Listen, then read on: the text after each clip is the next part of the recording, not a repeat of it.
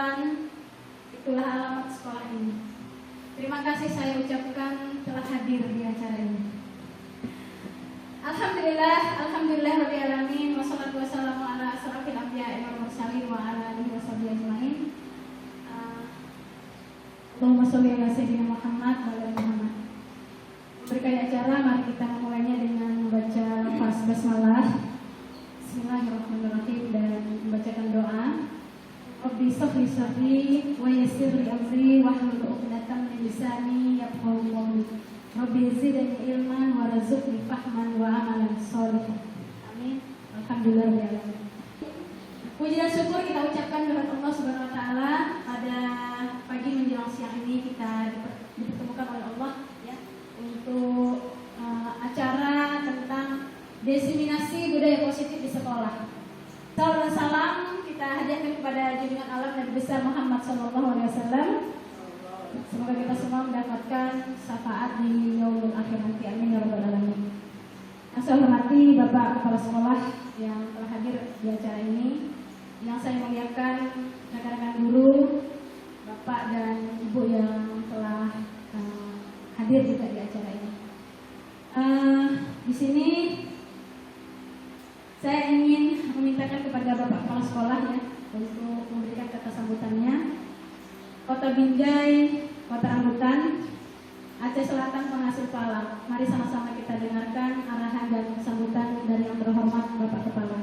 Pada Bapak kami persilahkan. Assalamualaikum warahmatullahi wabarakatuh. Alhamdulillah, wassalatu wassalamu ala rasulillah wa ala alihi wa sahbihi wa man wala. Puji besar syukur tak bosan-bosannya kita panjatkan kehadirat Allah SWT.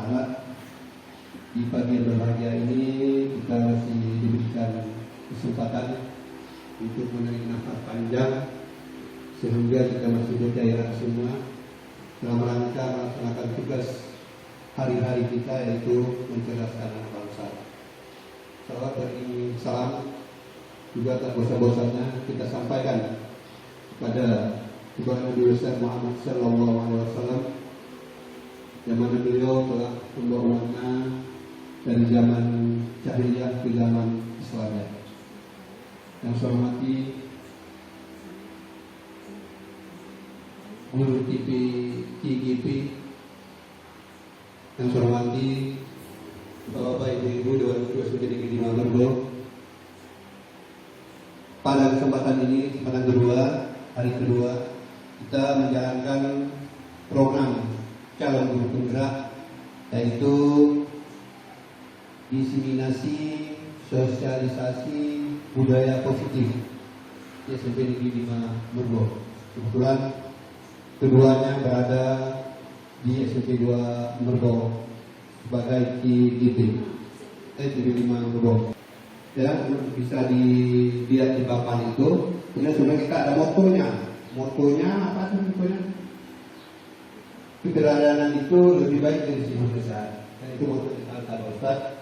Kalau kita punya moto, keteladanan itu lebih baik dari sifat besar. Jadi dengan keteladanan itu kita tak perlu lagi menasihati. Mereka bisa melihat, bisa memandang tingkah laku kita yang kita nampakkan setiap hari. Itu lebih baik dari sifat besar. Begitu juga dengan budaya positif. Budaya positif berarti ada lawannya budaya negatif. Ya, budaya positif. Begitu juga kepada kami mengimbau kepada guru-guru calon guru penggerak ini, tingkat skala kompetisinya demi khususnya demi SMP negeri kita, di Margo dan umumnya kepada Aceh Barat. Kami mohon kepada yang sekarang sedang mengikuti pelatihan baik dengan online, Zoom dan pertemuan tatap muka, kami sangat mengharapkan ilmu yang didapat itu tolonglah nanti diaplikasikan ke kegiatan kita sehari di SMP kita 5 Mergo ini. Sehingga kita SMP 5 Mergo ini sudah ada 2 orang guru penggerak SMP ini di bidang akademik, budaya tadi, budaya positif tadi, sehingga SMP 5 Mergo ini berjalan dengan lancar. Amin ya rabbal alamin. Ini saya dapat sampaikan. Wabillahi taufiq wal hidayah. Assalamualaikum Terima kasih kami ucapkan kepada Bapak Kepala Sekolah yang telah memberikan arahan dan sambutannya kepada kita semua. Mudah-mudahan apa yang diharapkan beliau bisa kita sama-sama kita jalankan demi tercapainya tujuan dari pendidikan bangsa ini. Baik, selanjutnya kita akan saya akan memaparkan materi tentang diseminasi budaya positif. Ini adalah guru-guru saya di pendidikan guru penggerak. Ada Ibu Tingawa selaku fasilitator saya, ada Bapak Samsirwan Abdurrahmi sebagai pengajar praktik saya. Tujuan kegiatan diseminasi ini ada dua, yaitu meningkatkan pemahaman warga sekolah tentang budaya positif dan menumbuhkan budaya positif di sekolah dengan menerapkan nilai-nilai kebajikan. Memaparkan materi-materi yang telah kami dapatkan di pendidikan program guru penggerak. Dan sebelum itu mari kita sama-sama briefing dulu. Boleh ya ibu-ibu dan bapak-bapak? Ini saya minta untuk berpasang-pasangan sama kayak kemarin, tapi saya mohon untuk semua berdiri agar lebih maksimal kegiatannya. Berdiri, silahkan ambil pasangannya. Yang penting jangan bapak-bapak pasangan sama ibu ya, nanti marah ya. Dan baik, nama briefing kita ini hanyalah sekedar kesenangan dan juga melatih konsentrasi. Nama briefing kita ini adalah ganjil genap. Ketepatan karena saya adalah seorang guru matematika, saya ambil judulnya ganjil genap. Silakan ibu-ibu yang berpasangan bersalaman dulu. Salaman. Dan setelah bersalaman, silakan menentukan siapa pemeran ganjil dan siapa pemeran genap. Sudah? Oke, baik, coba angkat tangan yang ganjil. Ya. Yang genap. Ya, silakan. Baik, aturan permainannya adalah di saat saya mengatakan ganjil, maka yang genap mengambil tangan yang ganjil selayaknya salaman tadi. Kalau saya mengatakan genap, maka yang ganjil mengambil tangan yang genap untuk seperti posisi salaman tadi. Dan posisi yang mau diambil tangannya, boleh. Yang mau diambil tangannya berusaha kayak mana caranya supaya tangan itu jangan dikasih gitu. Paham ya? Jadi nanti waktu saya kayak mana caranya supaya orang yang genap tadi jangan ambil tangan kita. Sama-sama berusaha. Bisa ya? Oke. Harapannya ya Kak, melahirkan ini cuma SBT. Baik, kita mulai ya. Sudah? Salaman dulu sekali lagi. Nanti supaya tahu posisi yang mau dilakukan sudah seperti itu. Sudah? Baik. Ganjil-ganjilan sudah tahu tadi namanya ya? Sekarang saya sebutkan genap. Dapat ya? Baik. Lanjut. Berhasil ya? Baik, selanjutnya genap. Genap.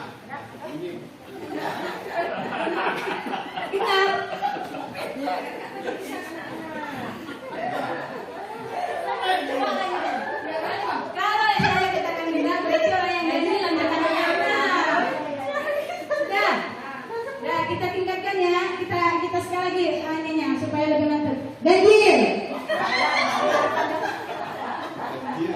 Pak Kepala Sekolah cepat kali kasihnya.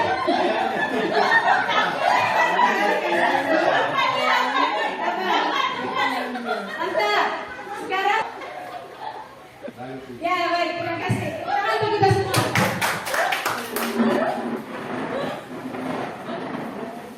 Baik, Bapak dan Ibu yang dirahmati oleh Allah, bahwa sesungguhnya terkadang di sela-sela penatnya dan sibuknya kita kadang-kadang melupakan kesenangan untuk diri kita. Padahal salah satu kesenangan yang kita butuhkan adalah tertawa. Dan tertawa itu ternyata memberikan efek membuat kita menjadi bahagia. Ya. Jadi tertawalah agar hormon-hormon bahagia kita keluar dengan alamiah. Baik, ini topik diseminasi yang diamanahkan kepada kami CGP untuk disampaikan kepada kepada rekan-rekan guru yang ada di sekolah ya. 1 sampai 6 dan alhamdulillah kemarin itu sudah disampaikan 1 sampai 3. Maka sekarang saya yang akan menyampaikan topik yang poin 4 sampai poin 6, yaitu poin kebutuhan dasar manusia dan dunia berkualitas, topik restitusi yaitu tentang 5 posisi kontrol dan topik segitiga restitusi. Pernah mendengar materi ini Bu-ibu ya? Nggak asing ya, walaupun mungkin kita belum menjalankannya, tapi kita sudah mendengarkannya, apalagi yang sudah akrab dengan PMM ya, masalah restitusi ya. Ya. Materi kita hari ini adalah kebutuhan dasar manusia dan dunia berkualitas. Di saat bayi atau anak manusia itu lahir, maka dengan lahirnya dia ke dunia ini, maka dia mempunyai kebutuhan dasar. Ya. Bukan hanya kita, tapi seluruh makhluk hidup, ya khususnya manusia, dia akan mempunyai kebutuhan dasar, dan kebutuhan dasar ini haruslah dipenuhi gitu. Ya. Baik. Sini saya punya pertanyaan pemantik. Pertanyaan ini seorang guru ya. Ini kita kaitannya hubungan materi ini dengan posisi kita sebagai seorang guru. Ibu Ambar, guru wali kelas 2A di SD Pelita. Dia sedang bingung. Kenapa? Karena menghadapi ulah salah satu murid di kelasnya, si Doni namanya. Beberapa anak di kelas 2A itu datang pada Ibu Ambar ini menceritakan bahwa mengeluhkan si Doni ini seringkali minta bekal makanannya dengan cara paksa. Jadi si Doni, murid ini, sering dia memaksa kawan-kawannya mengambil makanan kawannya dengan cara paksa, dan anak-anak mengadu sama Ibu Ambar. Menurut Anda, menurut kita yang ada di sini, kira-kira apa alasan Doni melakukan hal tersebut? Saya minta dari Bapak dulu, dari Bapak-bapak, Pak Daniel mungkin. Gimana Pak Daniel, menurut Pak Daniel? Ada mic Pak? Assalamualaikum warahmatullahi wabarakatuh. Waalaikumsalam warahmatullahi wabarakatuh. Menurut saya, yang pertama, Doni melakukan atau meminta bekal makan siang mereka dengan paksa. Yang pertama, menurut saya mungkin Doni tidak punya jajan atau tidak punya bekal sama sekali dari rumah. Itu kemungkinan yang paling pertama terjadi. Itu faktor internalnya. Faktor kedua, mungkin Doni ini orangnya gak cukup jajan. Mungkin ada dikasih bekal, tapi gak cukup. Akhirnya minta punya temannya yang berbeda dengan bekal yang telah dikasih oleh ibunya. Itu faktor internal. Faktor eksternalnya yang menyebabkan Doni seperti itu dikarenakan tidak ada budaya saling berbagi yang diajarkan oleh guru-guru di kelas itu. Barangkali cuma itu. Assalamualaikum. Assalamualaikum warahmatullahi wabarakatuh. Terima kasih Pak. Jadi menurut Pak Daniel bahwa dia tidak dibawakan bekal dari rumah, sehingga dia mengambil barang atau makanan kawannya dengan cara paksa. Kalau Ibu Lisa, menurut Bu Lisa, silakan Bu Lisa. Pendapat bebas. Assalamualaikum warahmatullahi wabarakatuh. Waalaikumsalam warahmatullahi. Saya setuju dengan pendapat Pak Daniel. Mungkin aja dia memang diberi jajan tapi tidak cukup, atau sama sekali tidak diberikan jajan. Atau mungkin juga ada faktor dia mencari perhatian gitu, karena kebiasaannya makan siang di situ kan makan siang bersama. Jadi untuk mencari perhatian yang lain dia bikin ulah gitu, merebut makanan yang lain. Mungkin hanya itu saja. Assalamualaikum warahmatullahi wabarakatuh. Assalamualaikum warahmatullahi wabarakatuh. Jadi cari perhatian gitu ya, supaya diperhatikan teman-temannya. Kalau Ibu Us,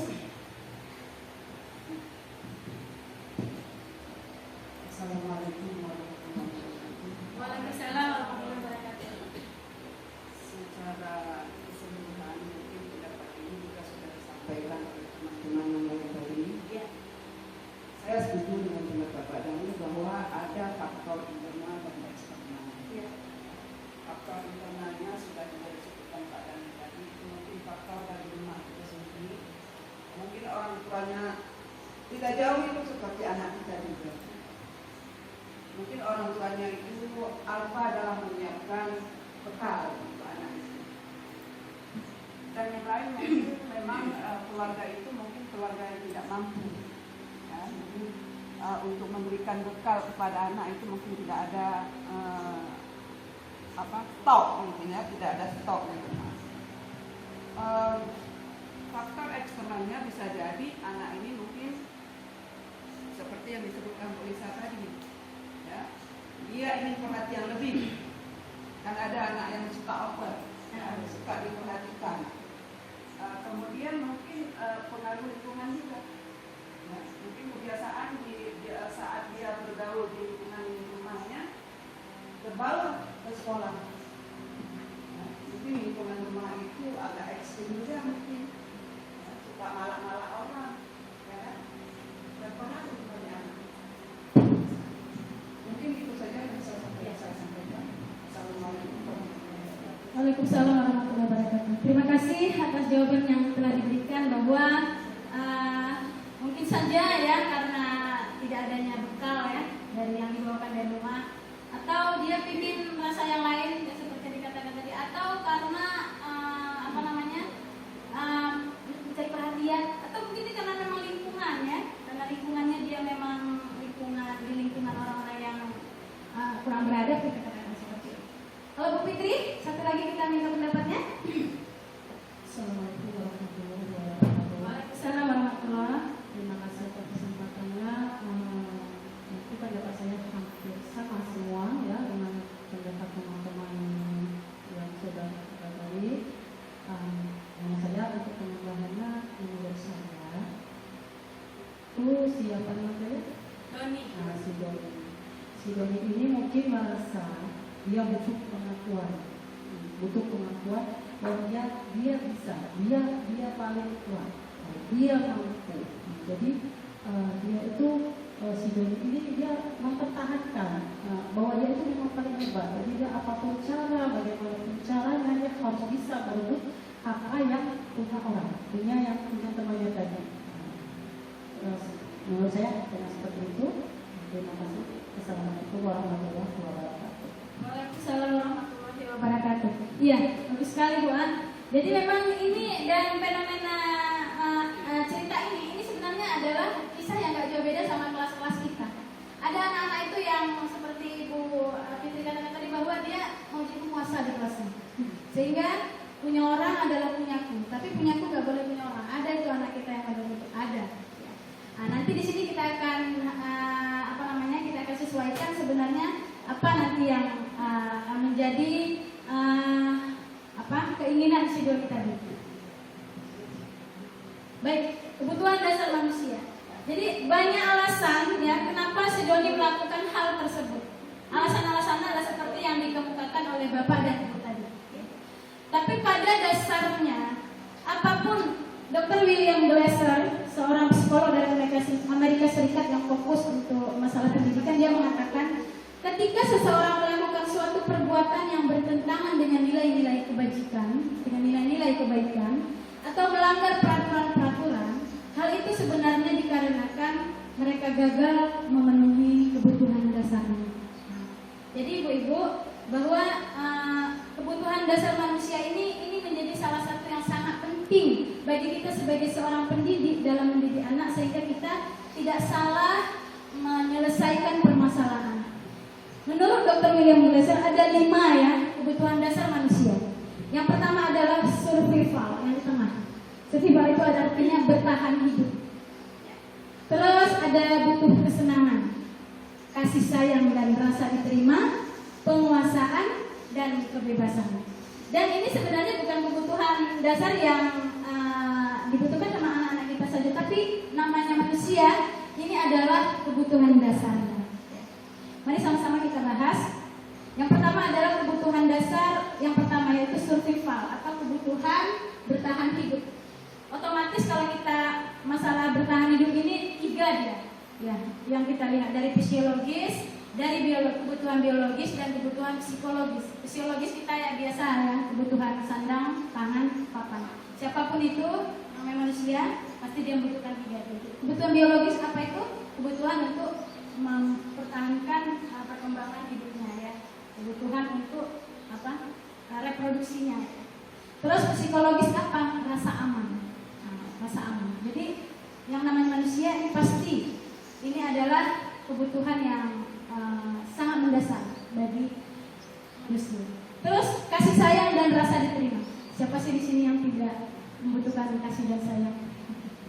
Ibu-ibu butuh kasih sayang nggak? Butuh ya. Kalau nggak ada kasih sayang gimana? Hampa ya. Kasih sayang lah yang membuat kita menjadi tenang, menjadi merasa nyaman, merasa aman gitu ya, merasa diterima ya. Jadi kasih dan sayang dan rasa diterima ini adalah kebutuhan psikologis ya, kebutuhan psikologis.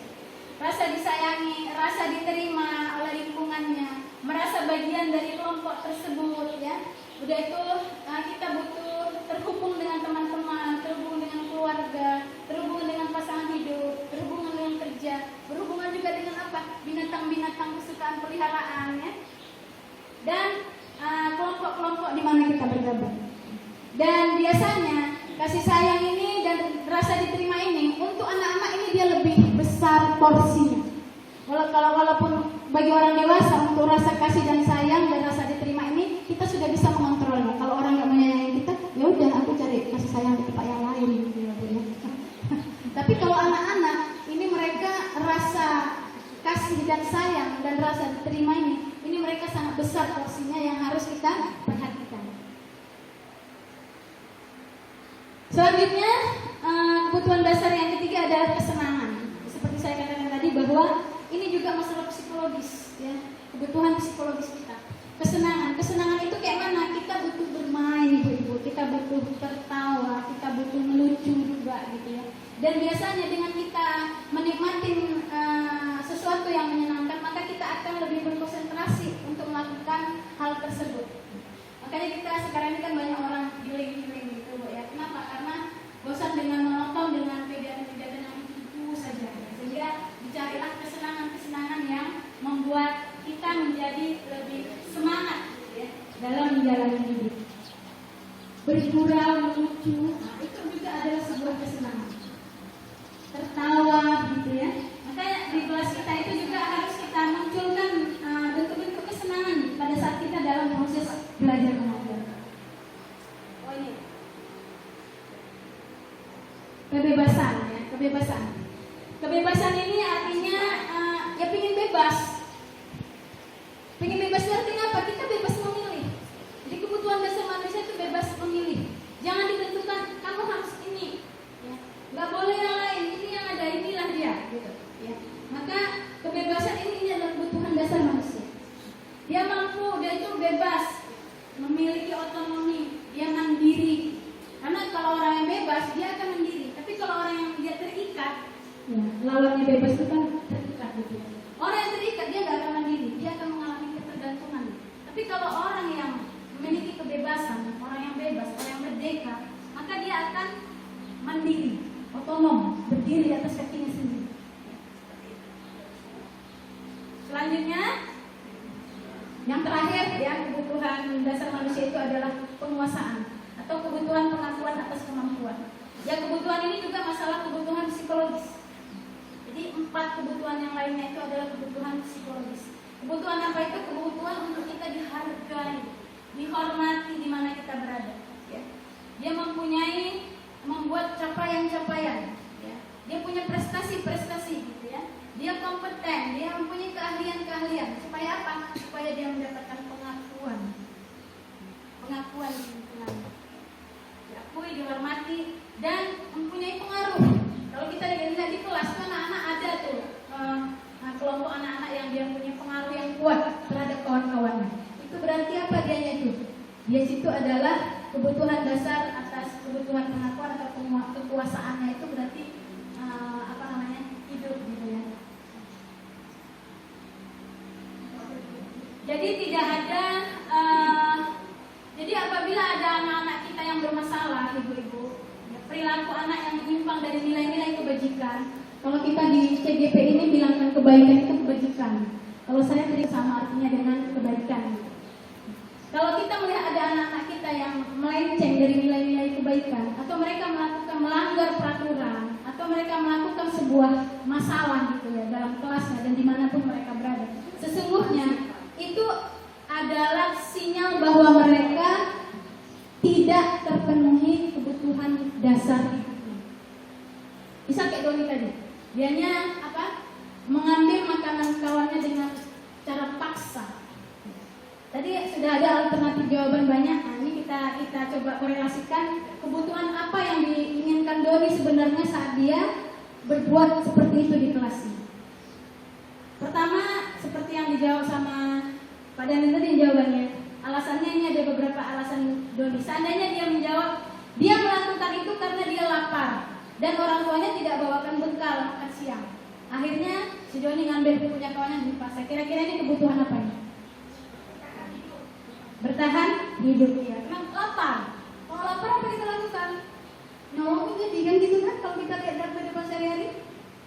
Akhirnya inilah yang terjadi. Bertahan hidup ya, survival, betul.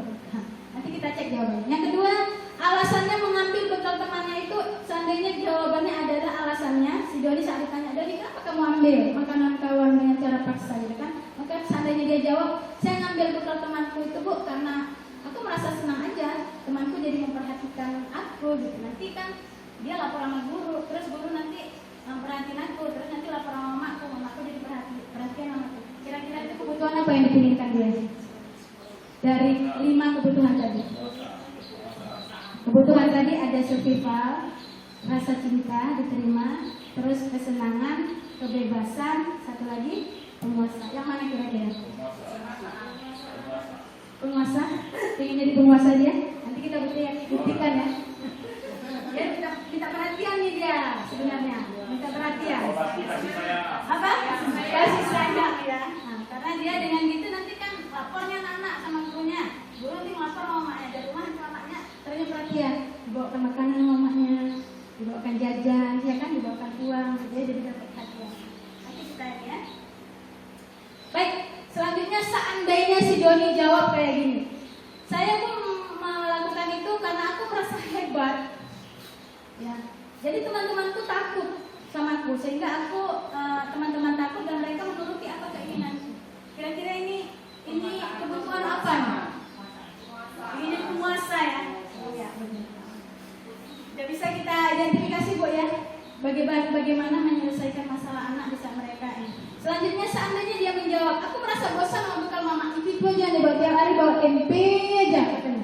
Bosan. Jadi aku mau bekal yang lain yang punya kawan-kawan enak, ada mie goreng, ada bakso, ya, ada mie telur kayak gitu. Kira-kira ini kebutuhan apa nih yang bisa kita korelasikan dari kebutuhan dasar hidup tadi? Dia bosan sama menu yang itu aja. Dia maunya makanan yang berbeda. Kesenangan. Kita cek ya. Yang terakhir adalah jawaban Doni, dia melakukannya karena iseng aja. Dia menikmati ekspresi wajah teman-temannya yang kesel. Jadi kalau diambil makanan itu kawannya kesel, dia senang dengan itu. Dia ambil makanannya dan dia menuruti dia.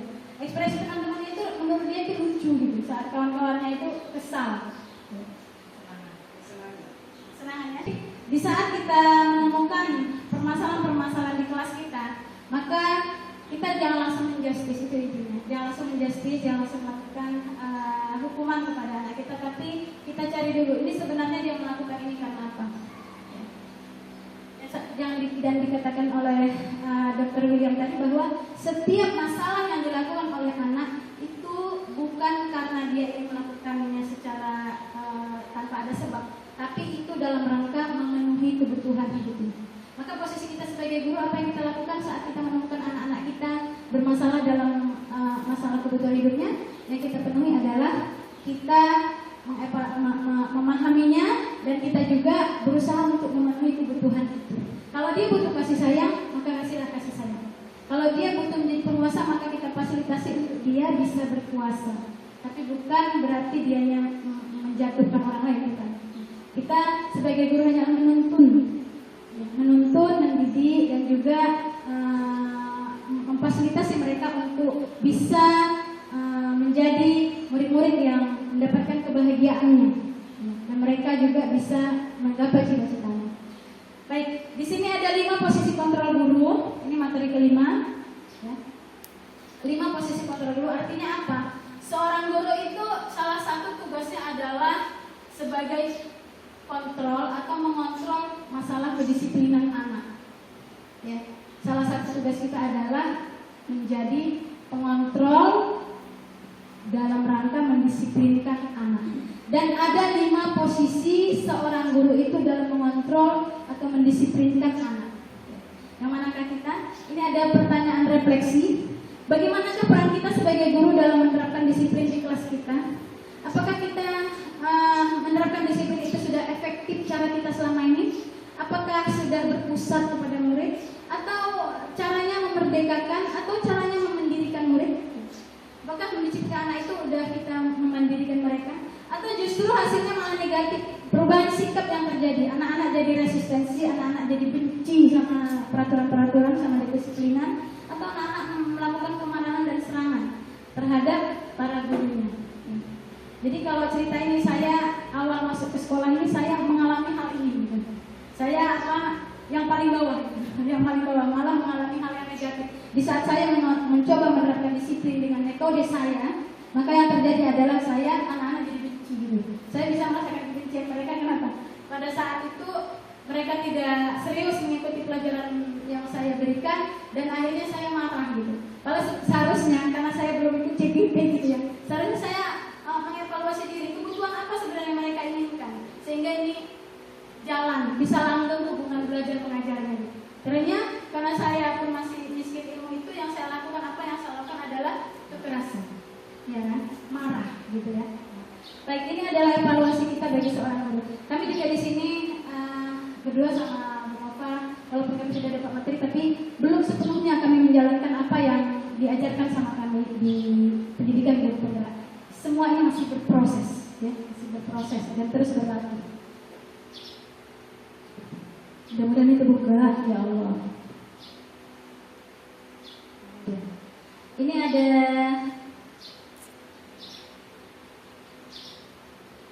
penjelasan atau praktek tentang 5 posisi kontrol guru. Ini adalah contoh 5 posisi kontrol guru ya, saat menghadapi anak yang terlambat. Selalu terlambat. Kamu deh, pasti terlambat. Apa? Apa coba? Alasan kamu apa lagi? Kapan sih kamu tidak terlambat? Malas sekali ya kamu jadi anak. Dasar pemalas. Gak kapok-kapok sih kamu.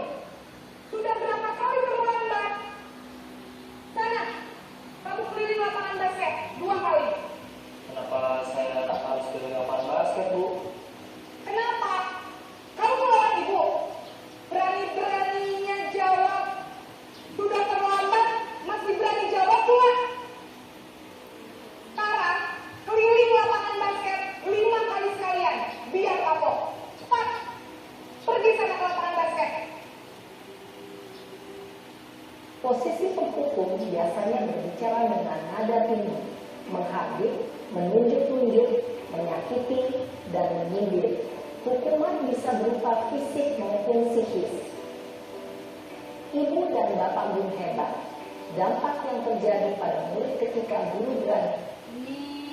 Bos, bisa jantungan kalau ibu ditegur. Ibu harus apa coba? Terus sekarang ibu harus tulis pas sekolah. Nah ini. Nanti ibu yang ditegur. Hah? Ya Tuhan. Ini posisi kontrol guru yang Naren.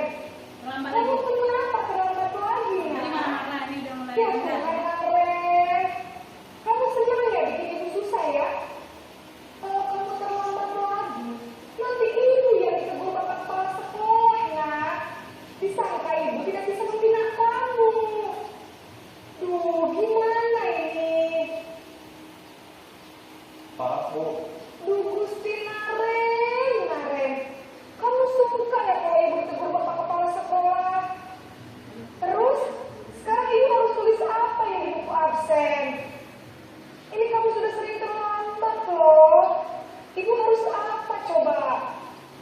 Bu, maaf sekali. Ya sudah, lain kali jangan bikin ibu susah lagi anak ya. Ibu tidak akan kuat lagi kalau kamu begini terus. Bisa jantungan kalau ibu tegur bapak kepala sekolah. Karena cepat kelas. Maaf ya Bu, maaf sekali. Belum ada solusi di sini ya, masih hanya Posisi pembuat rasa bersalah berbicara dengan nada tenang, cenderung lembut. posisi selanjutnya. Tambah lagi singalannya. Naren!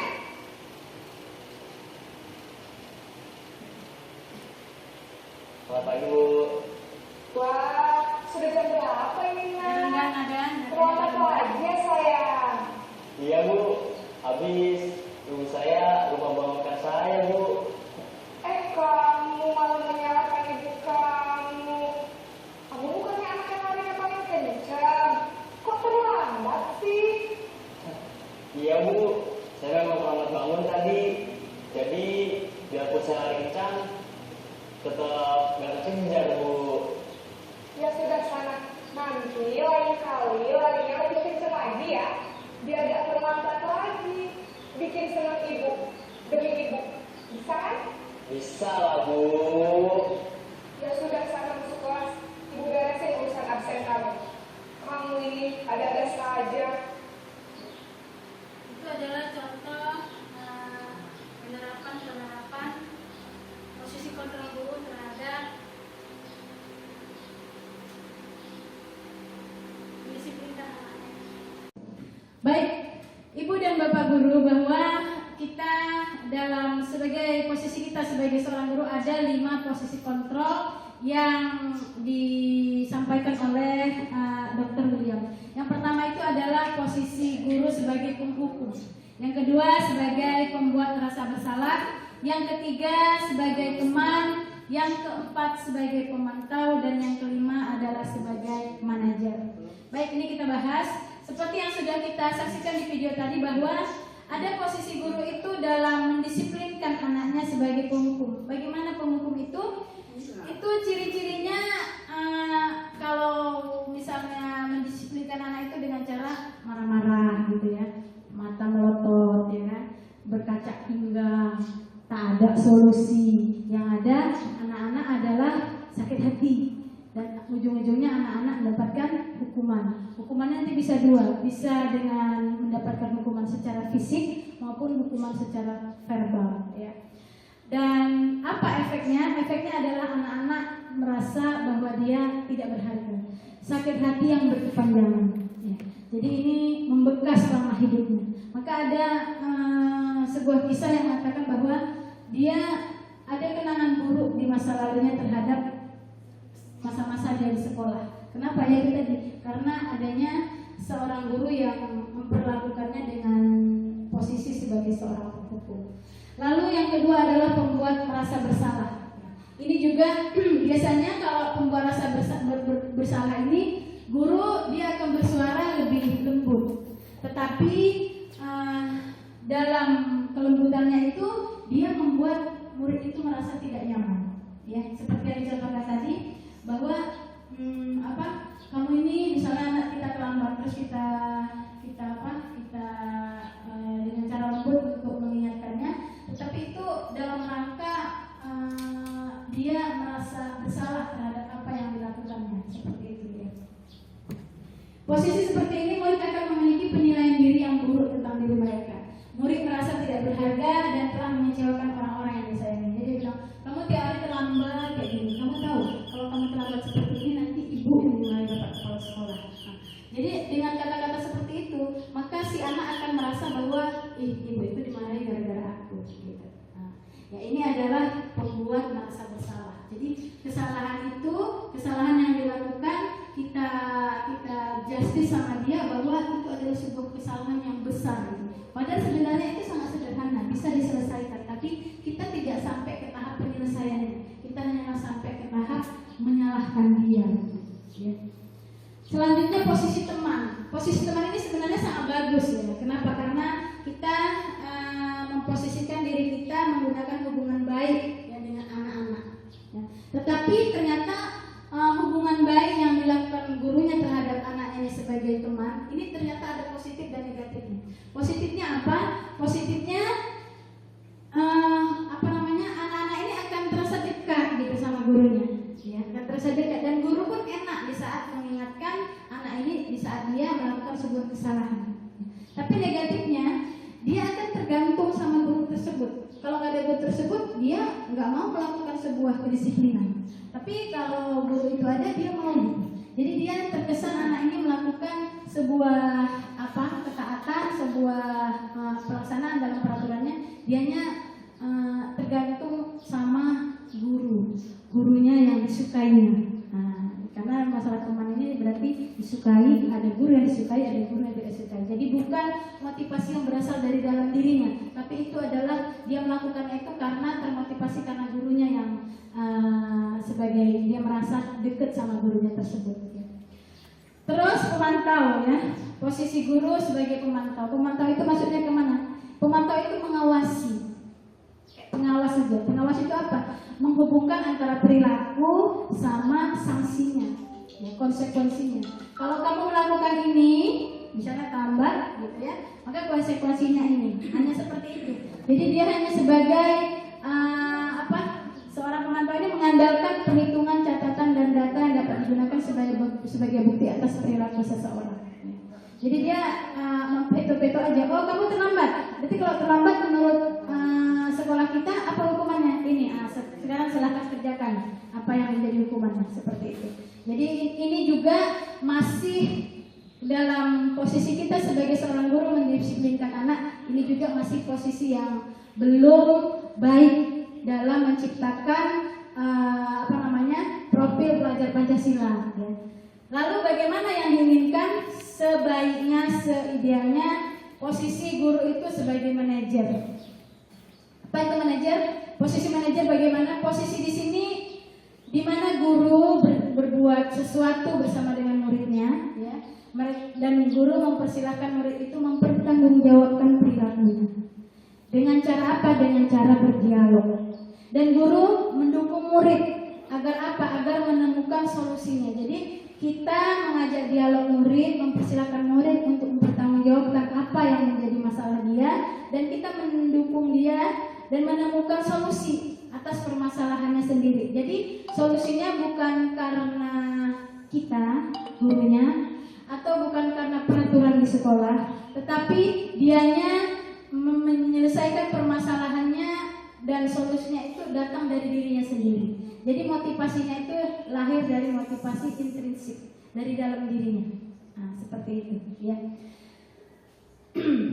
Dan di sini sebagai seorang guru menganalisis kebutuhan muridnya maupun kebutuhan orang lain. Baik, di sini ada pertanyaan pemantik. Nanti pertanyaan pemantik ini kita hubungkan posisi guru apa dia. Saya meminta, tapi gini ya, kita simpulkan dulu. Ada 5 posisi guru. Yang pertama tadi adalah, saya ulang dulu ya, nanti ibu-ibu mungkin mungkin sedikit ada terlewat gitu ya. Posisi guru itu, posisi kontrol guru itu yang pertama adalah penghukum, pemberi rasa bersalah, posisi teman, posisi sebagai manajer, dan posisi sebagai pemantau, dan posisi sebagai manajer. Ada 5 posisi kontrol guru. Kalau misalnya ada pernyataan seperti ini, saya kecewa kali sama kamu, kira-kira itu posisi guru yang bagaimana yang mengatakan itu? Kecewa kali saya sama kamu itu kan selalu membuat ibu ini. Itu posisi guru yang bagaimana itu? Iya, posisi guru yang membuat rasa bersalah. Ya.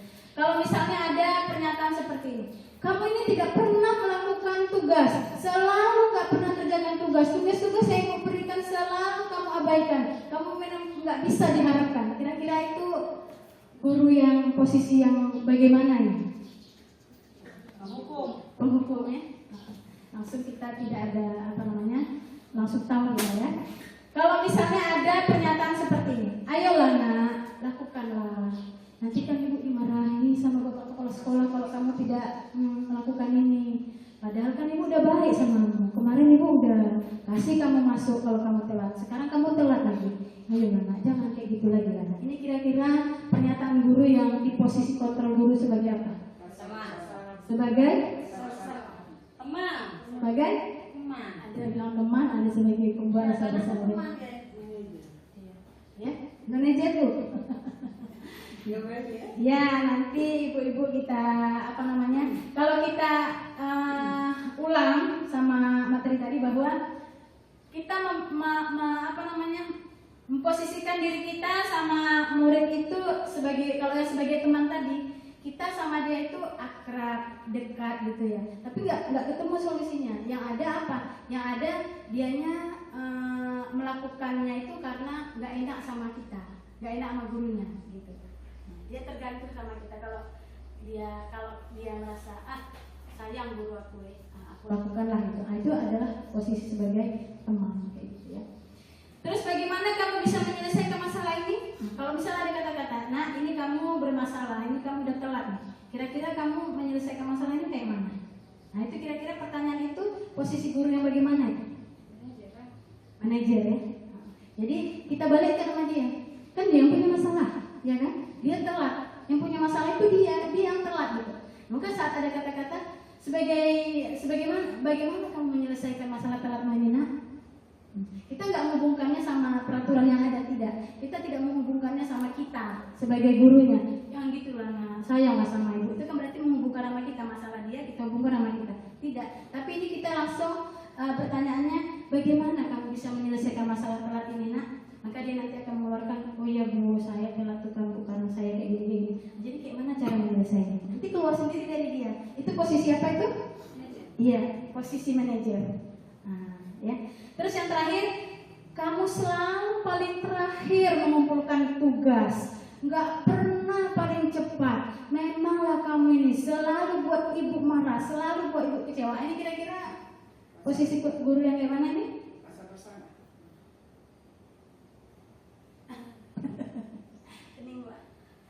Kamu selalu paling terakhir mengerjakan tugas. Memang kamu ini nggak pernah paling cepat. Semua orang selalu berusaha untuk cepat. Kamu tidak pernah berusaha untuk memperbaiki diri. Nah ini kira-kira apa ini bu? Penghukum, pembuat rasa bersalah? Menurut saya membuat si anak merasa bersalah. Merasa bersalah buat? Kita tadi itu memang dia merasa mungkin dia timbul di dalam dirinya itu rasa bersalah. Rasa bersalah ya. Jadi dia membuat rasa bersalah. Baik, ini saya adalah 5 posisi kontrol guru. Mudah-mudahan ini kita dengan memahami materi ini kita bisa menjadi guru yang lebih baik. Tentu saja semuanya dalam rangka proses ya. Baik, selanjutnya adalah materi terakhir dari diseminasinya adalah segitiga restitusi. Maka posisi kontrol guru tadi ada 5 dan yang terbaik untuk kita lakukan itu adalah posisi kontrol guru yang terakhir, yaitu sebagai seorang manajer ya. Bagaimana dia berdialog sama anak, berusaha untuk menghubungkan masalahnya dan mencari solusinya terhadap permasalahan dia sendiri, dan akhirnya dia yang mengeksekusi sendiri permasalahan itu gitu ya. Lalu bagaimana cara menjalankan posisi manajer itu? Cara menjalankan posisi kontrol sebagai seorang manajer itu adalah dengan cara menggunakan proses segitiga restitusi yang ibu-ibu sudah baca referensinya di PMN Bu ya. Baik, segitiga restitusi itu apa? Segitiga restitusi itu adalah suatu proses dialog yang dijalankan antara guru terhadap muridnya untuk menghasilkan murid yang mandiri dan murid yang bertanggung jawab. Nah, jadi tadi posisi kontrol guru sebagai seorang manajer, maka di lapangan cara kita menjalankannya itu adalah dengan cara menggunakan segitiga restitusi. Ada 9 ciri restitusi ya. Jadi ciri-cirinya saat kita menjalankan posisi kontrol guru sebagai seorang manajer dan kita menjalankannya di lapangan dengan cara restitusi itu ada 9 cirinya. Yang pertama, bukan untuk menebus kesalahan. Jadi kesalahan yang dilakukan oleh anak, solusinya bukan untuk menebus kesalahan itu, tapi untuk belajar dari kesalahan. Jadi kita mengajarkan kepada anak bahwa kesalahan itu adalah bukan untuk ditebus, bukan untuk diselesaikan dengan cara tidak disukainya gitu. Tapi dengan cara apa? Dengan belajar dari kesalahan yang ada.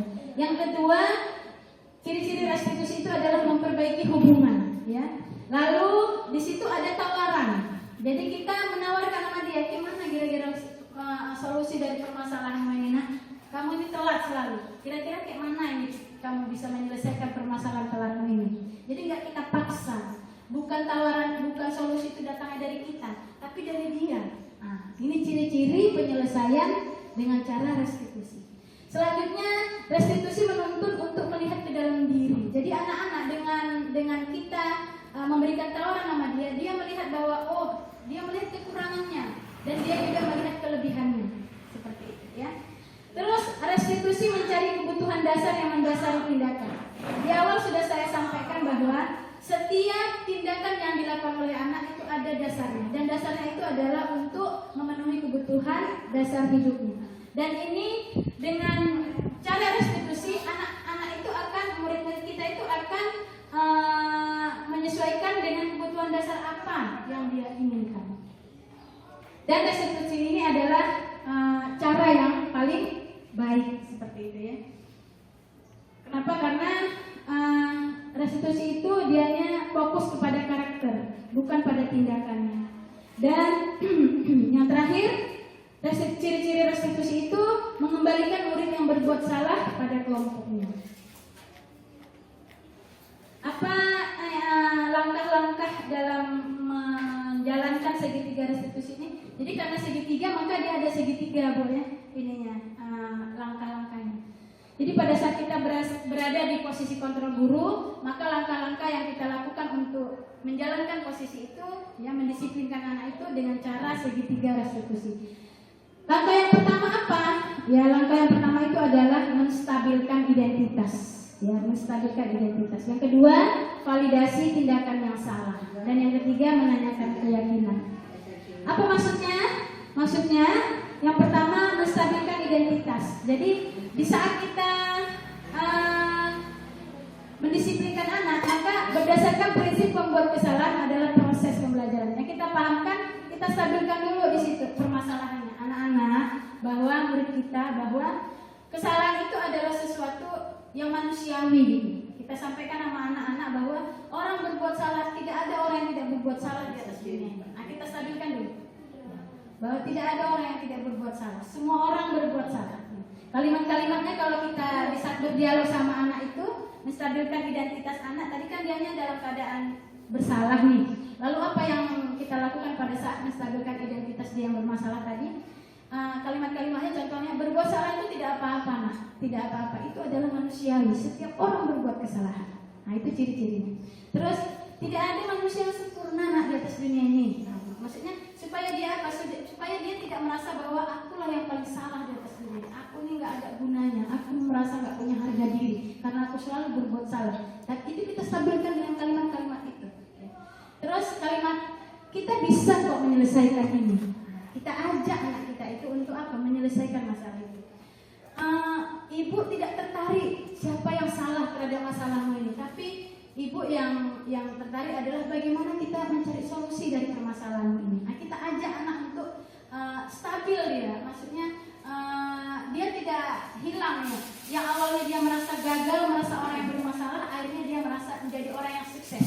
Dengan cara menstabilkan identitas ini, dari posisi dia awalnya adalah merasa orang yang paling gagal di atas dunia ini, akhirnya dia menjadi orang yang berpikiran, menjadi orang yang berarti aku bisa menjadi orang yang sukses kayak gitu, ya.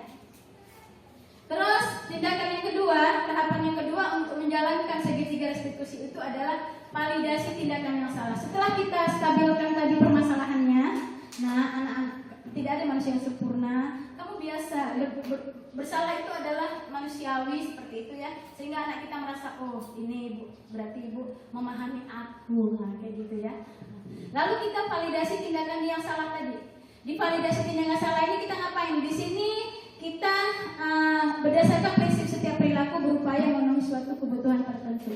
Mengenali dan mengakui kebutuhan murid akan memperbaiki hubungan dengan murid. Artinya kita katakan sama anak kita pada saat kita berdialog itu di kalimat memvalidasi kebutuhan murid itu, padahal pasti kamu punya alasan ya kenapa kamu misalnya terlambat ya. Nah, orang terlambat itu biasa ya. Nggak ada orang yang sempurna seperti itu. Nah, saat kita berada di proses yang kedua memvalidasi kebutuhan murid itu kita katakan bahwa kamu pasti punya alasan ya kenapa kamu terlambat misalnya kayak gitu. Nanti dia pasti jawab, iya Bu, saya terlambat kan Bu karena ini, karena itu, karena ini. Nah, seperti itu. Nah, di sini kita memvalidasinya. Ya. Kamu patut ya, berbangga. Kamu boleh kok mempertahankan, kamu boleh kamu kayak gitu. Tapi kamu harus menambahkan sikap yang baru, yang lebih baik lagi. Nah, ini adalah kalimat-kalimat pada saat kita memvalidasi kebutuhan murid. Terus yang ketiga, ya, tahap yang terakhir adalah menanyakan keyakinan. Ya. Di sini kita memberikan pertanyaan-pertanyaan yang bermakna untuk memunculkan motivasi secara intrinsik, ya, dan mampu mengaitkan keyakinannya dengan tindakan yang salah. Jadi kalau dalam dialognya, gitu ya, dalam dialog kita di tahap yang ketiga ini, kita katakan, kita tanyakan sama anak-anak itu apa yang kamu percayai tentang nilai-nilai kebajikan, ya, atau kamu mau jadi orang seperti apa nanti, seperti itu. Atau kehidupan seperti apa yang nantinya mereka inginkan, apa yang kamu percaya sebagai kelas, apa nilai-nilai umum yang kita telah sepakati. Jadi ini kita hubungkan antara keyakinan anak dengan perilakunya, seperti itu. Jadi dialah yang menentukan atau yang mendapatkan solusi daripada permasalahan. Bapak dan Ibu yang dirahmati oleh Allah, ini adalah materi kita hari ini, di mana kita semua saat ini dalam rangka berproses, Ibu ya. Jadi kalau tadi ada yang posisi kontrol guru itu ada 5, mungkin kita kalau mengevaluasi diri kita berada di tahap nomor 1 kah, atau nomor 2 kah, atau nomor 3 kah, seperti itu, maka harapannya kita bisa menjadi di posisi yang nomor 5, yaitu posisi kontrol sebagai seorang manajer. Dan ini semua butuh proses, butuh latihan, butuh kerjasama yang baik, semua semua yang ada, ya, yang ada di sekolah kita ini, ya. Karena semua pihak untuk membangun budaya positif, ya. Ini salah satu adalah program budaya positif, bagaimana segitiga restitusi itu bisa kita jalankan di sekolah. Ini tidak bisa dikerjakan oleh seorang diri. Ini harus kerjasama semua orang. Kita harus saling mendukung, kita harus saling berkolaborasi, ya. Terus kita juga harus bergandeng tangan, ya. Kita ikhlas, ya. Karena semua yang kita lakukan ini dampaknya nanti terhadap murid kita dan juga citra sekolah kita. Baik, ini yang saya sampaikan, mudah-mudahan bermanfaat. Saya akhiri, wassalamualaikum warahmatullahi wabarakatuh. Waalaikumsalam warahmatullahi wabarakatuh.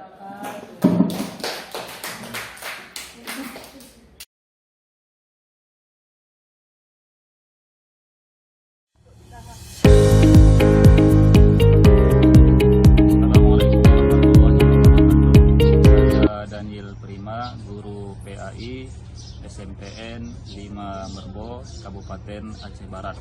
Alhamdulillah, setelah saya mengikuti acara diseminasi tentang budaya positif hari ini, hal baru yang saya dapatkan adalah pertama, ternyata memberikan konsekuensi itu lebih efektif daripada memberikan hukuman dalam hal mendisiplinkan ilmu di sekolah kita. Yang kedua, dalam menciptakan budaya positif di sekolah, salah satu caranya adalah membuat atau membangun keyakinan di kelas itu sendiri. Yang ketiga, posisi kontrol guru yang terbaik adalah posisi sebagai manajer, pengatur di dalam kelas. Yang keempat, setiap tindakan murid dilakukan karena ada alasannya, yaitu untuk memenuhi kebutuhan hidupnya. Dan yang terakhir, kedepannya saya akan berusaha untuk menerapkan materi ini di kelas dan di lingkungan yang ada di sekolah saya. Sekian, Untuk hari ini, Assalamualaikum warahmatullahi wabarakatuh. Assalamualaikum warahmatullahi wabarakatuh. Nama saya Usmayani SPD, asal sekolah SMP Negeri 5 Merbu. Saya mengampu mata pelajaran IPS. Setelah saya mengikuti acara diseminasi tentang budaya positif hari ini, hal baru yang saya dapatkan adalah setiap tindakan murid dilakukan karena adanya alasan, yaitu untuk memenuhi kebutuhan hidupnya. Posisi kontrol guru yang terbaik adalah posisi manajer. Selanjutnya, dalam menciptakan budaya positif di sekolah, salah satu caranya adalah membuat keyakinan kelas dan memberikan konsekuensi lebih efektif daripada hukuman dalam mendisiplinkan murid. Untuk kedepannya, saya akan berusaha untuk menerapkan materi ini di kelas dan di lingkungan sekolah. Demikian, Assalamualaikum warahmatullahi wabarakatuh. Assalamualaikum warahmatullahi wabarakatuh. Saya Elia Fitri, guru SMP Negeri 5 Merbu dengan mata pelajaran IPA. Setelah saya mengikuti acara diseminasi tentang budaya positif, hari ini hal baru yang saya dapatkan adalah dalam menciptakan budaya positif di sekolah, salah satu caranya adalah membuat keyakinan kelas. Kemudian yang kedua, memberikan konsekuensi lebih efektif daripada hukuman dalam mendisiplinkan murid. Yang ketiga, posisi kontrol guru yang terbaik adalah posisi manajer. Kemudian yang keempat, setiap tindakan murid dilakukan karena ada alasannya, yaitu untuk memenuhi kebutuhan hidupnya. Yang terakhir, dan kedepannya saya akan berusaha untuk menerapkan materi ini di kelas dan lingkungan yang ada di sekolah ini. Terima kasih. Assalamualaikum warahmatullahi wabarakatuh.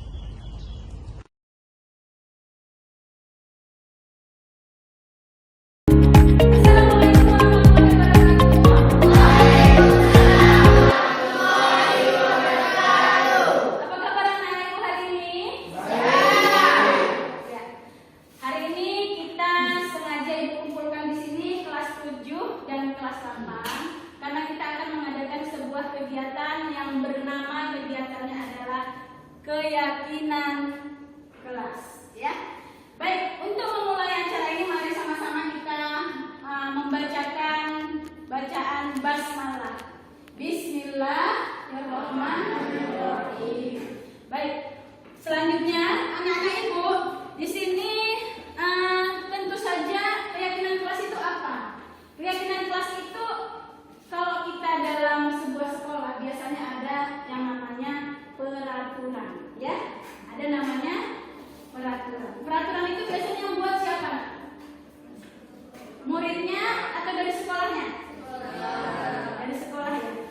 Jadi kalau keyakinan kelas bukan membuat peraturan kita, bukan dari sekolah ini, tapi keyakinan ini kita yang buat, dan kita yang jalankan, ya.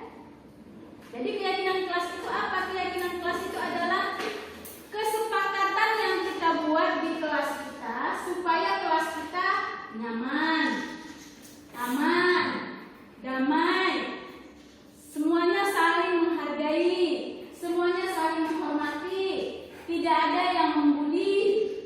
Jadi kelas kita ini diibaratkan ini adalah rumah kedua bagi kita. Maka bagaimana supaya kelas kita ini nyaman? Tentu saja semuanya harus sepakat bagaimana caranya agar kelas ini nyaman. Kalian punya impian nggak terhadap kelas kalian? Punya ya, misalnya saya kepingin kelas saya itu tertib, pingin kelas saya itu semuanya disiplin, saya pingin di kelas itu saling tolong menolong. Yang kita buat itu adalah nilai-nilai baik yang ada di antara kita, dan itu mau kita jalankan bersama-sama. Kamu suka sama yang nilai-nilai kebaikan? Suka? Suka sama orang baik? Suka jadi orang baik? Suka diperlakukan baik? Itulah yang mau kita lakukan. Kita sepakati di sini kebaikan-kebaikan apa yang bisa kita lakukan di kelas kita agar kelas kita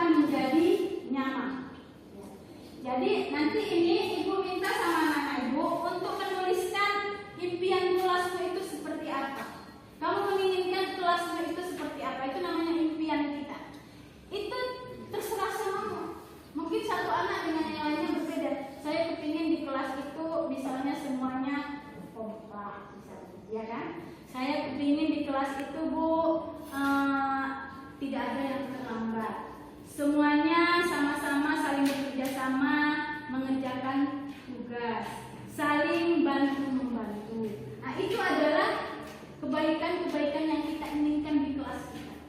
Bisa dipahami? Bisa dipahami? Sekarang Ibu akan membagikan kertas post-it namanya. Silakan anak Ibu nanti satu persatu menuliskan, satu boleh, dua boleh, impianmu terhadap kelasmu seperti apa. Nilai-nilai kebaikan apa yang mau kamu inginkan yang ada di kelas, seperti yang Ibu contohkan tadi. Bisa dipahami? Oke, bagian. Satu orang satu jangan terbalikin, nanti tempat tempelnya ini tempat tulis ya.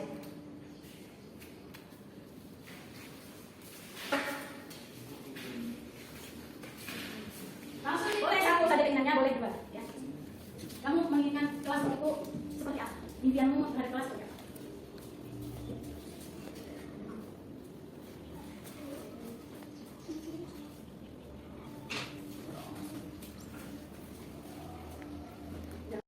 Kelas 7 berarti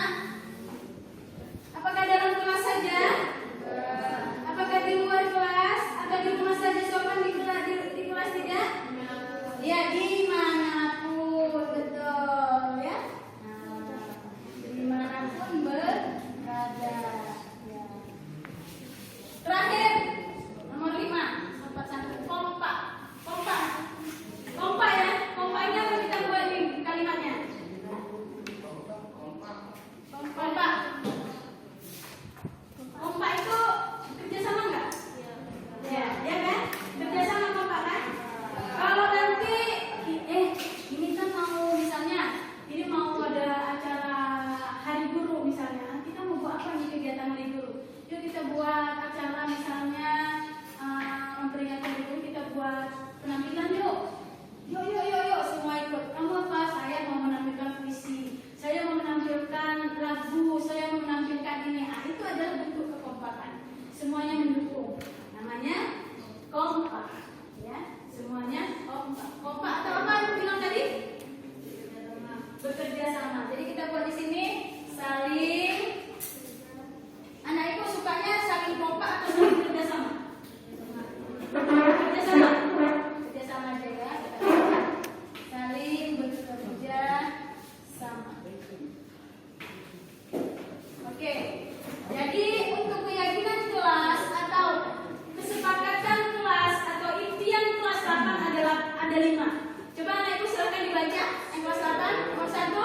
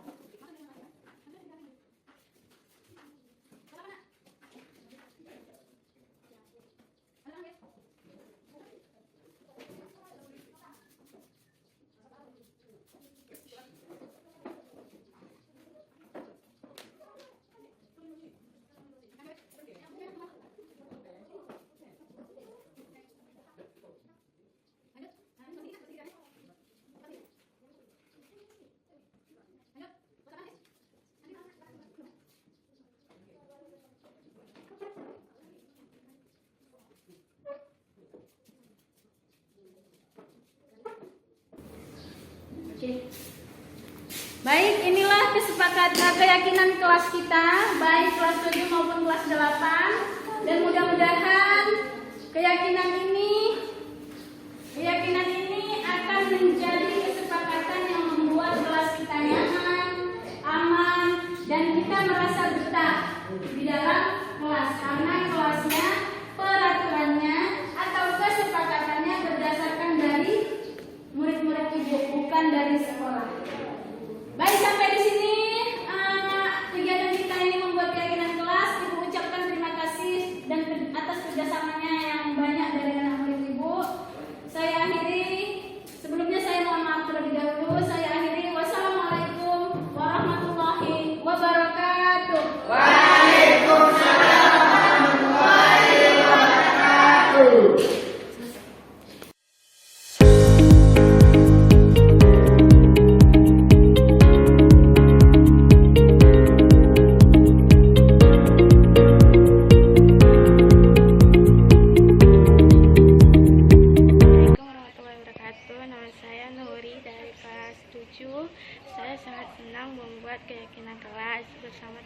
dan guru. Saya dengan membuat keyakinan kelas, saya menjadi lebih bertanggung jawab. Terima kasih. Assalamualaikum warahmatullahi wabarakatuh. Nama saya Kani dari kelas 8. Saya sangat senang membuat keyakinan kelas bersama teman-teman dan ibu guru. Dengan membuat keyakinan kelas, saya menjadi lebih disiplin lagi. Sekian, terima kasih.